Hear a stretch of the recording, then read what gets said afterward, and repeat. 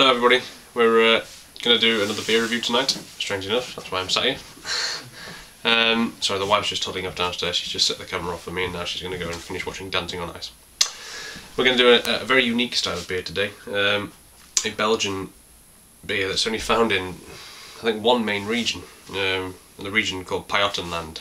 I think it's just outside of Brussels, somewhere, I'm not sure the exact name, but the region's called Pajottenland. Is it the Senne Valley? And we're going to do a beer made with wild yeast. It's called Geuze. Now, Geuze is Flemish, yet the beer is called Geuze Mariage Parfait, which is French.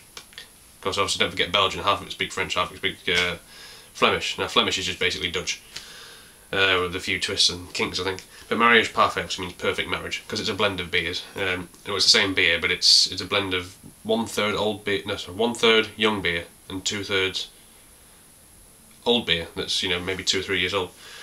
And then they blend it. Yeah, that's why it's called Mariage Parfait, because in their eyes it's the perfect marriage, so it's obviously the perfect marriage for them of the beers. Now the beer that's blended is called Lambic, and like I say, Lambic is the beer that's found in that region, where the wild yeasts grow. They make the wort, which is the first stage of the beer, the first sweet liquid. Then they just leave it in the tanks and let it spontaneously ferment with this wild yeast. It's everywhere, it's spores in the air. They just open the windows and leave it to it. Don't even move a cobweb. So it gives it a very acidic, sour sort of taste. Like pure Lambic will be really sort of sour, but this is like I say, a blend of a blend of 2 to 3 year old beer, 2/3, and 1/3 young beer, which I assume is fresh, just been made. Now it's a very popular make. It's Boon, or Frank Boon to be specific. It says Boon on it, but I mean 2 O's together in Dutch Flemish is an O sound, so it's Boon. It's Boon Geuze Mariage Parfait. And yeah, that's about all there is to say about it, really. I mean, this has got a hell of a sell-by date on it. It's 2030, 10th of September 2030. Now I tend to drivel, so she's just left me to the camera, so I'm just going to see how long I've got left. Oh, by the way, there's the bottle in the meantime. Mariage Parfait.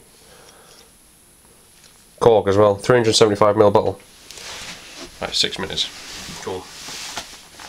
Right, yeah, so the Lambic beer, like I say, it's spontaneously fermented with wild yeast, which is there's only certain times of the year they can do that. Otherwise, other spores come in and they, you know, and bacteria, and they spoil the beer. Yeah, it's aged in oak casks. What they do is they blend the 2 beers, and then they re-ferment it in the bottle, because the young beer hasn't had time to really ferment much. It's still quite lively, so it produces carbon dioxide. So they put the yeast in the bottom and blend, and re-ferment the whole thing again. So you get a whole new beer, Geuze, right? And it's not a beer. I said this about Rodenbach Grand Cru. This is more so not one you want to be having as your first beer, because it's sour. It's like champagne. So it's really dry and tart. Now I've only had one Geuze before, and that was by the same guy. But it wasn't their Mariage Parfait, it was just their Oude Geuze, which is just old Geuze. But this is their perfect marriage, a bit more expensive. It's a 2007 vintage as well, so it was bottled in 2007. So yeah, 5 years old, people. Well, it depends when in 2007 I bottled it, but it's 4.5 to 5 years old. Right, I'm going to serve it in this quaint little Ponzi. It's for fruit beer, really, that glass, but these sort of beers. It's champagne like beer, champagne like glass, but it is a beer glass. Right, hopefully this isn't going to go flying everywhere. Whoa, Smoke City. Check that out.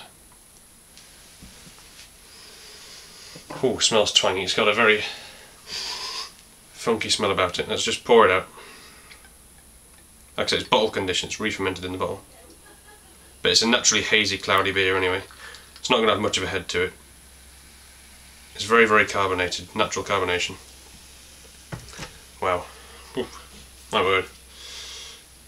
It just looks like champagne, hazy, bubbly champagne. It's got a very, very gingery I always say that word, gingery. Hazy yellow, hazy straw yellow, I would say. That's got a lot of people describe it as barnyard, and I can see why. It's a really old, funky smell. Like old ropey sort of smell.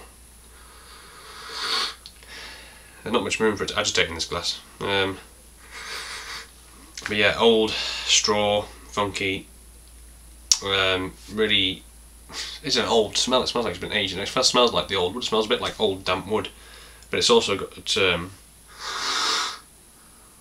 bit of a yeasty smell to it. There's not much hop presence in this beer at all. You won't get it in the taste, and you definitely don't get it in the smell, because basically they just use hops as a preservative.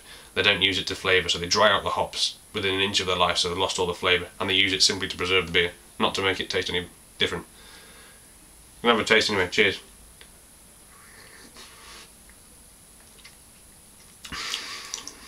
Ooh, that is twangy. That's sour. Although not as screwy face up sour as I thought it might be. I could have served this a bit cooler, to be honest. It's not chilled, it's just nicely cooled. But it could be a bit colder, being champagne like.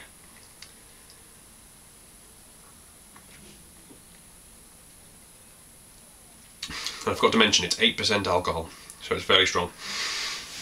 You get that warmth coming through. It's very, very tart and very, very dry. Astringent to the max. I mean, I'll hold it up. I mean, the head's disappeared, it's all but gone. There's not really much of one at all. But you can see it just looks like hazy champagne. Let's make sure I'm getting a sort of... See them bubbles there? Yeah. Anyway, I've only got about 2.5 minutes left. I've babbled on. Coppery and dry in the finish. A bit of a malty taste to it. It's just really, it's almost like champagne. It's and it'd be good to have it like a beer garden party, if there's such a thing, because it's quite posh. Not cheap either. Yeah, a slight teensy weensy bit of sweetness to start with, but then it just goes into dry. It's got a very cidery palate to it as well, like if you had a dry cider, like Scrumpy or something like that, or something drier, really good quality cider. So a better quality than Scrumpy. But you get a really almost tart appley taste to it.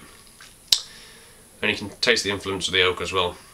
That's what's giving it, as well as the beer itself, the wild yeast is what's giving it the acidity.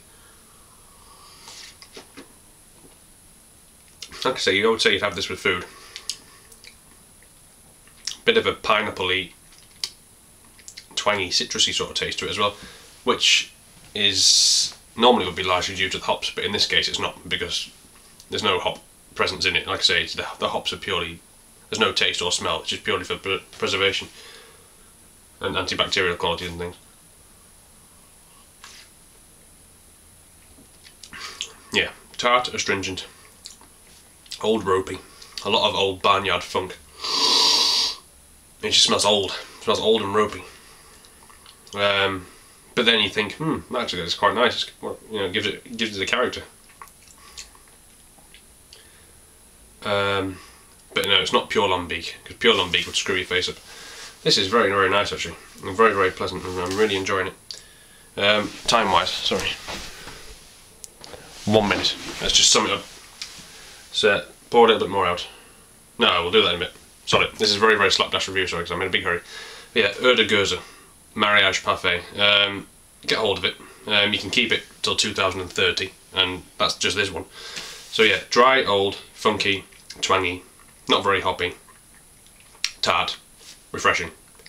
But don't drink it by the gallon, because you'll regret it. Cheers, thank you.